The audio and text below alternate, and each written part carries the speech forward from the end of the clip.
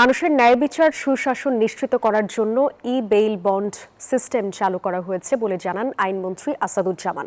সকালে আইন মন্ত্রণালয়ের সম্মেলন কক্ষে 12 জেলায় অনলাইন ই-বেইল বন্ড সিস্টেম উদ্বোধন শেষে এই কথা বলেন তিনি। আইনমন্ত্রী জানান, ই-বেইল বন্ড সিস্টেম চালুর ফলে মামলায় মানুষের হয়রানি কমেছে।